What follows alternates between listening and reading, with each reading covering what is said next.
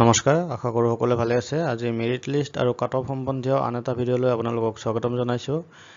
আজিৰ এই ভিডিঅ'টোত আমি আলোচনা কৰিম DEE আছামৰ মেৰিট লিষ্ট কেতিয়া ওলাব তাৰে ওপৰত অলপ আলোচনা কৰিম আৰু বৰপেটা আৰু বঙাইগাঁও ডিষ্ট্ৰিক্টৰ কাট অফৰ ওপৰত অলপ আলোচনা কৰিম। চ' বলকচোন ভিডিঅ'টো আৰম্ভ কৰোঁ।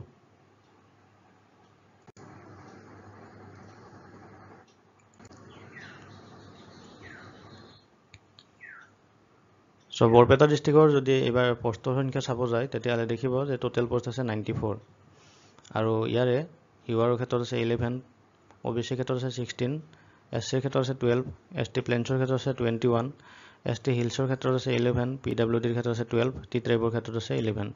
টোটেল পষ্ট আছে 94। চ' ভালেখিনিয়ে পষ্ট আছে এইখন ডিষ্ট্ৰিক্টত। কিন্তু আপোনালোকে যদি আগৰ মেৰিট লিষ্টবিলাক চাইছে বৰপেটা ডিষ্ট্ৰিক্টত তেতিয়াহ'লে গম পাইছে অলৰেডি যে এইখন ডিষ্ট্ৰিক্টত কাট অফ মাৰ্ক অলপ বেছি যায় বাকী ডিষ্ট্ৰিক্টৰ তুলনাত। আৰু এইবাৰ এইখন ডিষ্ট্ৰিক্টৰ আশে পাশে থকা কেইখনমান ডিষ্ট্ৰিক্টত মানে পষ্ট নাই। চ' সেইকেইখন ডিষ্ট্ৰিক্টৰ ল'ৰা ছোৱালীয়েও এইখন ডিষ্ট্ৰিক্ট প্ৰিফাৰেঞ্চত ৰাখিব যিহেতু কাষৰে হয় আৰু কমিউনিকেশ্যনৰ ফালৰ পৰা এইখন ডিষ্ট্ৰিক্ট ভাল।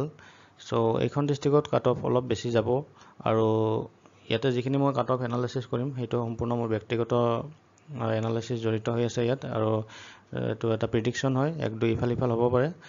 বলকচোন চাই লওঁ।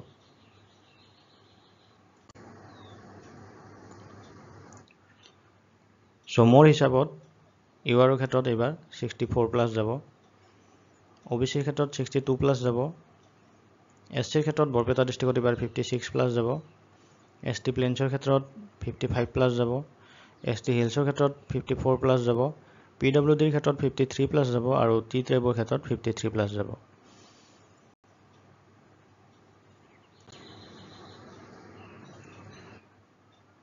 এতিয়া আমি আলোচনা কৰিম বঙাইগাঁও ডিষ্ট্ৰিক্টৰ LP কাট অফৰ ওপৰত।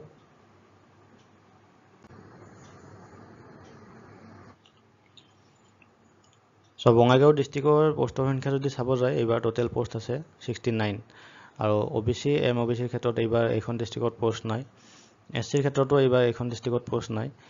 ইউআৰৰ ক্ষেত্ৰত পষ্ট আছে 23, ST প্লেন্সৰ ক্ষেত্ৰত আছে 12, ST হিলছৰ ক্ষেত্ৰত আছে 13, PWDৰ ক্ষেত্ৰত আছে 11 আৰু টি ট্ৰাইবৰ ক্ষেত্ৰত আছে 10।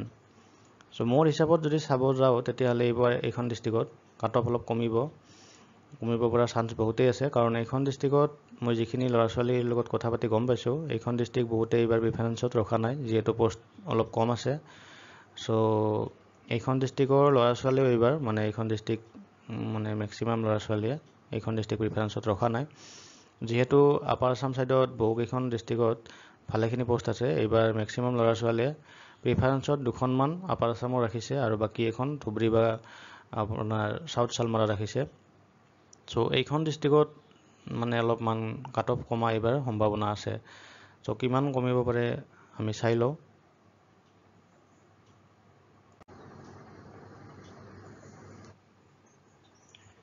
চ' আগৰ মেৰিট লিষ্টখিনি চাই আৰু লগতে এইবাৰ যিটো DEE আছামৰ নতুন মাৰ্কিং ছিষ্টেম হৈছে সেইটো গুৰুত্ব দি আৰু যিহেতু এইবাৰ BEdখিনি আউট হ'ল আৰু লগতে নায়ছখিনিৰ ওপৰতো কেছ চলি আছে আপোনালোকে গম পাইছে, সেইখিনি কথাৰ ওপৰত ভিত্তি কৰি এই কাট অফখিনি মই ইয়াতে ওলাইছোঁ আৰু এইটো মোৰ নিজা প্ৰিডিকশ্যন হয়, অলপ ইফাল সিফাল হ'ব পাৰে।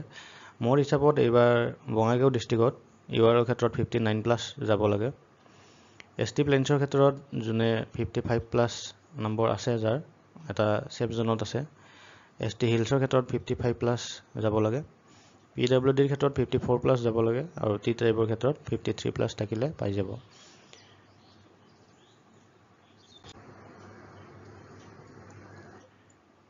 চ' এইবাৰ আমি আলোচনা কৰিম ভেৰিফিকেশ্যন আৰু মেৰিট লিষ্টৰ ওপৰত। ভেৰিফিকেশ্যন প্ৰচেছটো কেতিয়া ষ্টাৰ্ট হ'ব আৰু লগতে মেৰিট লিষ্ট কেতিয়া ওলাব DEE আছামৰ। ইলেকশ্যন যিহেতু চলি আছে আপোনালোকসকলে গম পাইছে, 2-3 মাহমান পিছুৱাই গ'ল এই প্ৰক্ৰিয়াটো, নহ'লে অলৰেডি এতিয়ালৈকে মেৰিট লিষ্ট ওলাই গ'ল হয়। আৰু DEE আছামৰ প্ৰচেছটো যিহেতু বহুত বেছি দীঘলীয়া নহয়, ভেৰিফিকেশ্যন প্ৰচেছটো হোৱাৰ পিছত মানে একো আৰু বেলেগ প্ৰচেছ নাই, ডাইৰেক্ট মেৰিট লিষ্ট দি দিব পাৰিব। চ' বেছি সময় নালাগে, ইলেকশ্যনৰ ৰিজাল্ট অহাৰ পিছত মানে ধৰক জুনৰ শেষলৈকে মেৰিট লিষ্ট আহি যাব বা ভেৰিফিকেশ্যন প্ৰচেছটো ষ্টাৰ্ট হৈ যাব আৰু জুলাই মাহত যিমানটি সম্ভৱ এপইণ্টমেণ্ট দি দিব শেষলৈকে। জুলাইত এপইণ্টমেণ্ট দি দিব। আৰু লগতে বহুতে ভাবি আছিল যে ADAR, আছাম পুলিচ SI বা হেল্থ ADAR এইবিলাকৰ লগত একেলগে এপইণ্টমেণ্ট দিব, কিন্তু যিহেতু DWE আছামৰ প্ৰচেছটো বহুত বেছি দীঘলীয়া নহয়, আপোনালোকসকলে জানে ভেৰিফিকেশ্যন হৈ যোৱাৰ পিছত একো প্ৰচেছ নাথাকে বাকী। চ' এপইণ্টমেণ্টবিলাক সেইবিলাক এক্সামৰ মানে যিবিলাক চাকৰি পাব ADAR, হেল্থ বা আছাম পুলিচ SI কনষ্টেবল, সিহঁততকৈ আগতে DWE আছামৰ মানে এপইণ্টমেণ্টবিলাক দিয়া সম্ভাৱনা যথেষ্ট বেছি আছে। চ' জুলাই এটা ধৰি থওক, জুলাই মাহত এপইণ্টমেণ্ট দিয়া মানে বহুত বেছি সম্ভাৱনা আছে। আৰু জুনত মেৰিট লিষ্ট বা ভেৰিফিকেশ্যন প্ৰচেছ যিকোনো এটা মানে ষ্টাৰ্ট হ'ব। কোনটো আগতে হয় বৰ্তমানলৈকে একদম ভালকৈ গম পোৱা হোৱা নাই। ভেৰিফিকেশ্যন প্ৰচেছটো কেতিয়াবা আগতে হয়, কেতিয়াবা মেৰিট লিষ্ট ওলাই পিছত ভেৰিফিকেশ্যনটো হয়। আৰু চ' কোনটো আগতে হয় এইটো বৰ্তমান ক'ব পৰা হোৱা নাই, কিন্তু কিবা এটা প্ৰচেছ জুনৰ মাজভাগৰ পৰা আৰম্ভ হোৱা যথেষ্ট সম্ভাৱনা আছে। চ' জুলাইত এপইণ্টমেণ্ট দি দিয়া বহুত বেছি চান্স আছে মানে।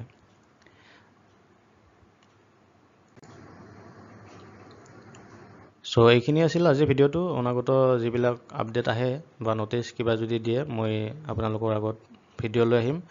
কোনোবাই যদি ছাবস্ক্ৰাইব কৰা নাই চেনেলটো ছাবস্ক্ৰাইব কৰি দিব অনাগত আপডেটবোৰ পাই থাকিবলৈ। আজিলৈ ইমানখিনি আছিল। Thank U.